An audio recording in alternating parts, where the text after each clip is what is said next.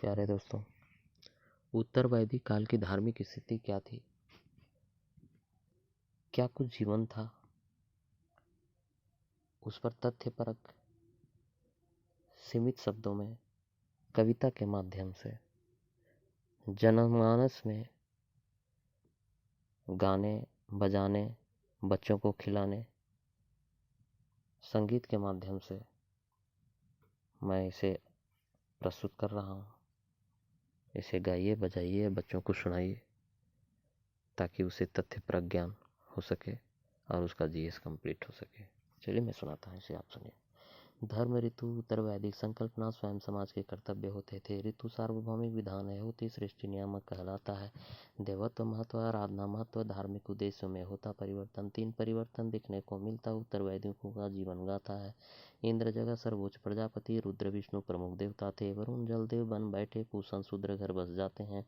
प्रत्येक वेद के अपने पुरोहित, ऋग्वेद होता सामवेद उद्गाता। जीवन दर्शन देखने को मिलते, यजुर्वेद उधर्व अथर्वेद ब्रह्मा।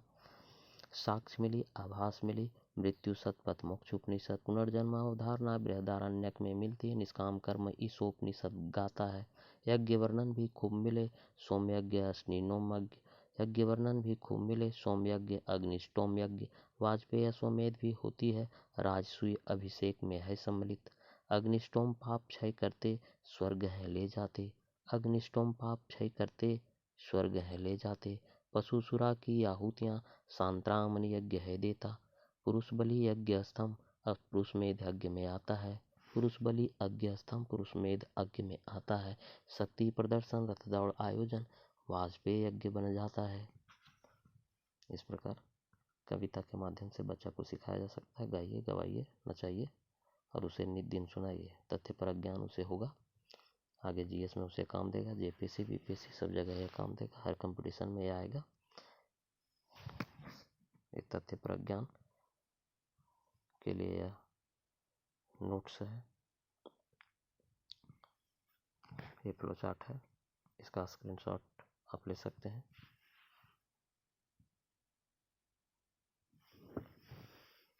इस स्क्रीनशॉट को इस तरह से हम पढ़ सकते हैं। धर्म एवं ऋतु की जो संकल्पना है वह उत्तर वैदिक काल की प्रमुख संकल्पना है। धर्म से आशय व्यक्ति के स्वयं तथा समाज के प्रति कर्तव्य थे, जबकि ऋतु सार्वभौमिक विधान थी जो सृष्टि का नियामक था। उत्तर वैदिक कार्यों के धार्मिक जीवन में मुख्यतः 3 परिवर्तन देखने को मिलते हैं। देवताओं की महत्ता में परिवर्तन, आराधना की रीति में परिवर्तन तथा धार्मिक उद्देश्यों में परिवर्तन। उत्तर वैदिक काल में इंद्र के स्थान पर सृजन के देवता प्रजापति को सर्वोच्च स्थान मिला। रुद्र और विष्णु जो अन्य प्रमुख देवता उस काल के माने जाते हैं, वरुण मात्र जल के देवता माने जाने लगे, जबकि पूषण अब शूद्रों के देवता हो गए थे। इस काल में प्रत्येक वेद के अपने पुरोहित थे। ऋग्वेद का पुरोहित होत्री, सामवेद का उद्गाता, यजुर्वेद का उधर्वी और अथर्ववेद का ब्रह्मा कहलाते थे।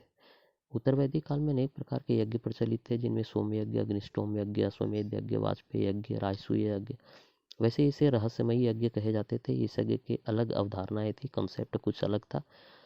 यद्यपि इसे अलग तरह से दिखा जाता है, लेकिन इसके रहस्य कुछ अलग थे, जिसका हम कॉन्सेप्चुअल जब वीडियो बनाएंगे तो उसमें हम इसे विस्तृत चर्चा करेंगे। मृत्यु की चर्चा सर्वप्रथम सतपथ ब्राह्मण, मोक्ष की चर्चा सर्वप्रथम उपनिषद में मिलती है। पुनर्जन्म की अवधारणा बृहदारण्यक उपनिषद में मिलती है। निष्काम कर्म के सिद्धांत का प्रतिपादन सर्वप्रथम ईशोपनिषद में किया गया है।